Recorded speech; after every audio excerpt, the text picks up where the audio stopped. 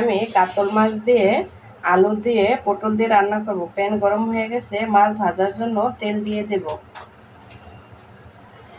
তেল গরম হয়ে গেছে, দিয়ে দেব মাছ। আসসালামু আলাইকুম গাইস, আপনারা সবাই কেমন আছেন?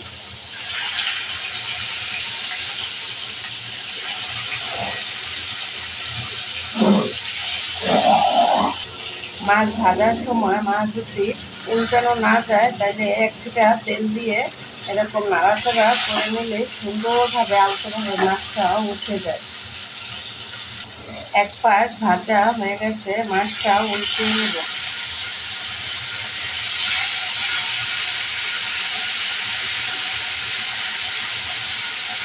মাছটা কিন্তু কড়াইয়ের সাথে লেগেছিল, আমি সামান্য লবণ দিচ্ছি, তারপরে সুন্দরভাবে উঠে গেছে।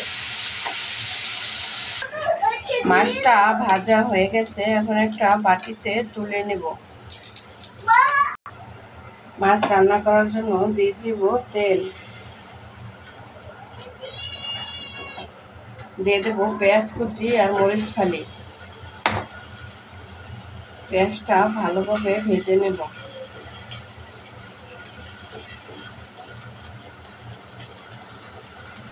হালকা একটু লবণ দিয়ে দিলে পেঁয়াজটা তাড়াতাড়ি ভাজা হয়ে যায়।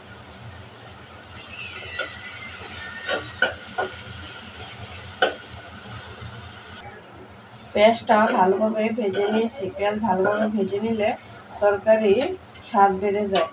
দিয়ে দেব মশলা। এখানে মশলা ছিল 2 চা চামচ হলুদের গুঁড়া, 2 চা চামচ মরিচের গুঁড়া, 1 চা চামচ টালা জিরার গুঁড়া, 1 চা চামচ ধনিয়ার গুঁড়া, স্বাদ মতো লবণ। মশলাটা ভালোভাবে কষিয়ে নেব। মশলাটা ভালোভাবে কষিয়ে নিচ্ছি। যত মশলা সুন্দরভাবে কষাবো তত তরকারির স্বাদ বেড়ে যাবে। দিয়ে দেব পটল আর আলু।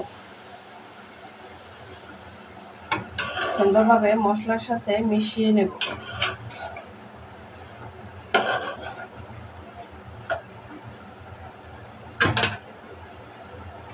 কষানোর জন্য ঢাকনা দিয়ে ঢেকে দেব।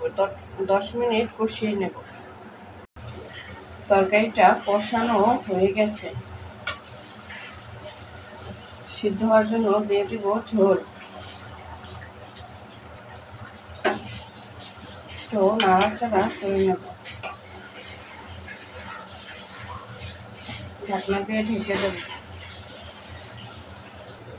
দিয়ে দেব ভেজে রাখা মাছ।